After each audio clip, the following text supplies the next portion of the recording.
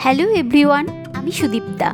My pocket ডায়েরির একটি নতুন এপিসোডে আপনাদের সবাইকে স্বাগত। আজকে আমরা যাচ্ছি ইকো পার্ক মিনি জু, আর তারপর সেখান থেকে এয়ারক্রাফট মিউজিয়াম। চলুন তাহলে শুরু করা যাক।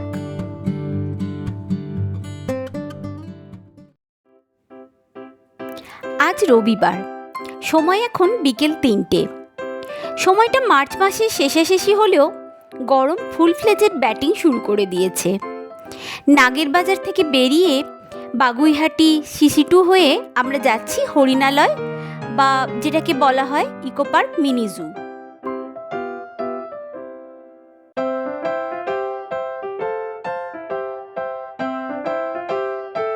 সিসি2 পেরিয়ে ইকো পার্কের 4 নম্বর গেটের পাশের রাস্তাটা দিয়ে ঢুকে পড়লেই সবচেয়ে তাড়াতাড়ি হয়।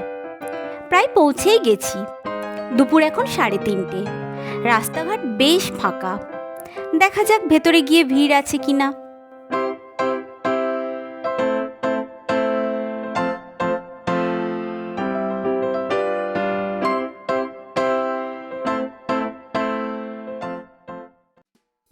হরিণালয়ে পৌঁছেই সামনে রয়েছে টিকিট কাউন্টার।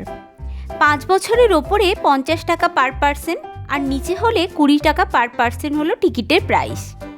বৃহস্পতিবার বাদে প্রতিদিনই সকাল 10টা থেকে সন্ধ্যে 6টা পর্যন্ত আপনারা আসতে পারেন। 2017 সালের 1 আগস্ট প্রায় 12.5 একর জায়গা নিয়ে আত্মপ্রকাশ করে এই হরিণালয় বা মিনি জু। বিভিন্ন ধরনের দেশি বিদেশি পাখি ছাড়াও এখানে আছে জিরাফ, হরিণ, কুমির, জেব্রা, আরও বিভিন্ন প্রাণী। শুরুতেই নজর কাড়বে রং বেরঙের ম্যাকাও। পরপর সুবিশাল কয়েকটি সারিবদ্ধ খাঁচায় রয়েছে একাধিক ম্যাকাও ও গ্রে প্যারট।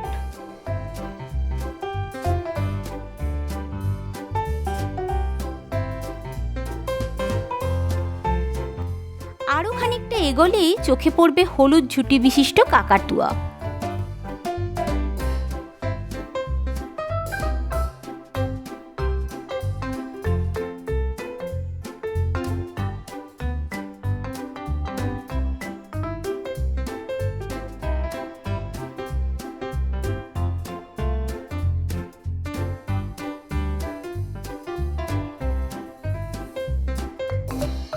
পাশেই রয়েছে রাজহাঁসের থাকার জায়গা।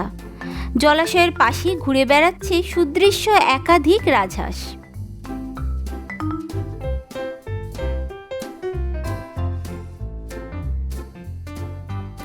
আরও খানিকটা এগোতেই দেখতে পেলাম দুটি জিরাফ।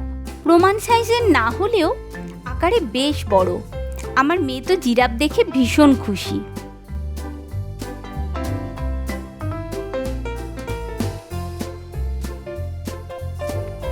ভেতরে সমস্ত জায়গাটাই খুব সুন্দর করে সাজানো এবং ওয়েল মেনটেন্ড। রয়েছে বিশ্রাম নেওয়ার জন্যও পর্যাপ্ত জায়গা। ঘুরতে ঘুরতে চলে এলাম কুমিরের খাঁচার সামনে, কিন্তু অনেকক্ষণ অপেক্ষা করেও জলের মধ্যে কুমিরের পিঠ ছাড়া আর কিছুই দেখা গেল না। গরমে বোধহয় জলের মধ্যে থাকাটাই ভালো মনে করেছে। পরে অবশ্য একটা কুমিরকে জলের বাইরে দেখতে পেলাম।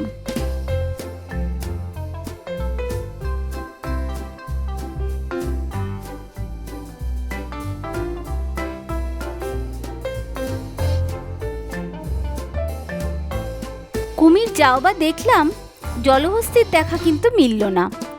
অগত্যা চলে এলাম রেড টেল মাঙ্কির খাঁচার সামনে। এরা বেশ খুশিতে আছে। খাঁচার মধ্যেই নানা রকম স্ট্রাকচার বানানো রয়েছে, আর সেগুলোতেই জিমন্যাস্টিক দেখাতে এরা ব্যস্ত।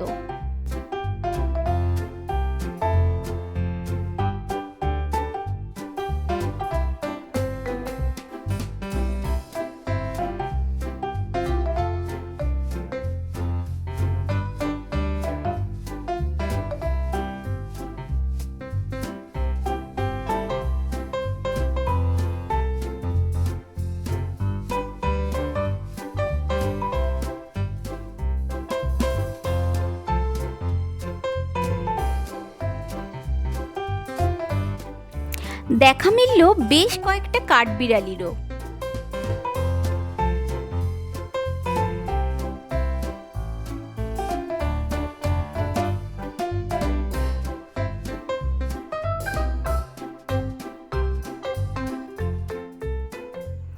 অবশেষে চলে এলাম হরিণের খাঁচার সামনে।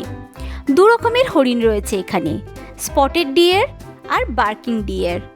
স্পটেড ডিয়ারটা সংখ্যায় অনেক বেশি হলেও বার্কিং ডিয়ারের তুলনামূলকভাবে সংখ্যা অনেক কম।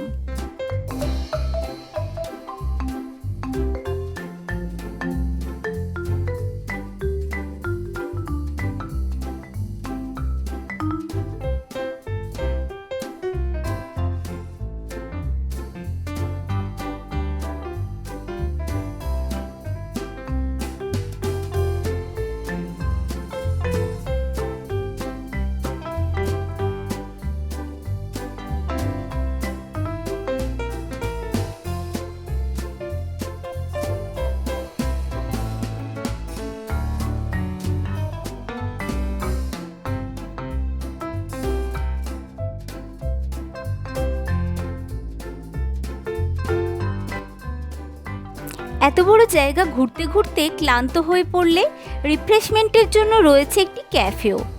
শীতকালে এলে ক্যাফের সামনের এই জায়গাটাতে নানান রকমের মৌসুমি ফুল দিয়ে সাজানো থাকে। সামনেই রয়েছে জেব্রার একটা খাঁচা। ঘুরতে ঘুরতে আমরা আবার এন্ট্রি গেটের সামনেই চলে এসেছি। এখানে রয়েছে একটি চিলড্রেন্স পার্ক। এখন রোদের তেজ কিছুটা কমায় অনেক মানুষজন আসছেন।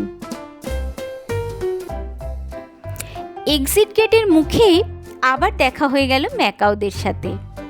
মোটামুটি দেখলাম 1 থেকে 1.5 ঘন্টায় পুরো জায়গাটা ঘোরার জন্য যথেষ্ট।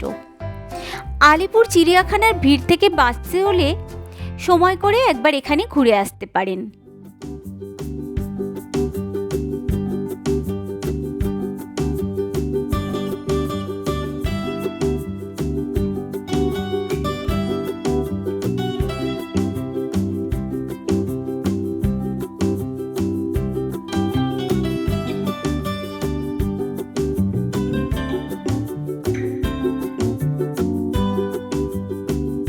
হরিণালয় থেকে বেরিয়েই ইকো পার্ক পেরিয়ে আমরা চলেছি নিউ টাউন এয়ারক্রাফট মিউজিয়ামের দিকে।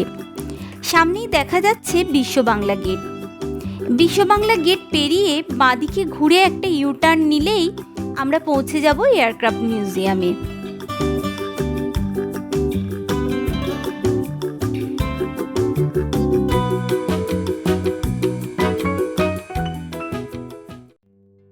অবশেষে পৌঁছে গেছি এয়ারক্রাফট মিউজিয়ামে। নিউ টাউন থানার পাশেই দাওয়াত রেস্টুরেন্টের একদম লাগোয়া প্রায় 2 একর জায়গা নিয়ে তৈরি এই মিউজিয়াম। টিকিটের মূল্য 30 টাকা পার পার্সন। 2022 সালের 9 জুন জনসাধারণের জন্য এই মিউজিয়ামটি খুলে দেওয়া হয়।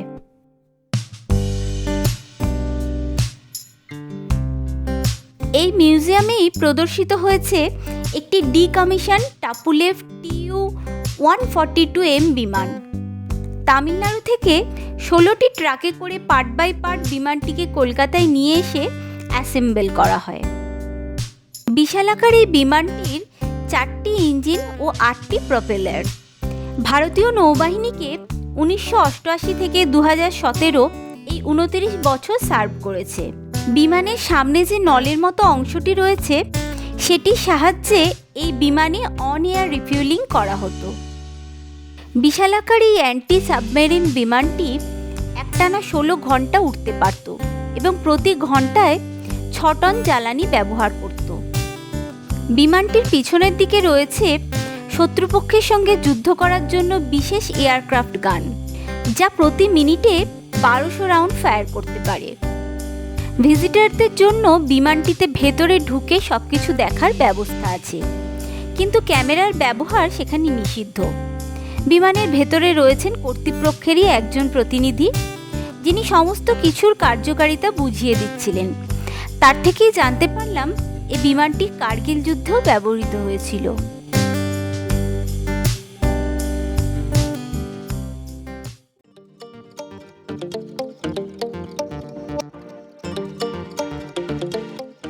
এয়ারক্রাফট মিউজিয়াম দেখে সত্যি মুগ্ধ হয়ে গেছিলাম। কার্গিল যুদ্ধে এটি ব্যবহৃত হয়েছিল ভেবেই কীরকম একটা রোমাঞ্চ হচ্ছিল। এরপর ছোট্ট একটা টি ব্রেক নিয়েই বেরিয়ে পড়লাম পরবর্তী গন্তব্যের উদ্দেশ্যে। আজকের জন্য তাহলে এটুকুই। খুব শীঘ্রই ফেরত আসছি নতুন একটি এপিসোড নিয়ে। সবাই খুব ভালো থাকবেন।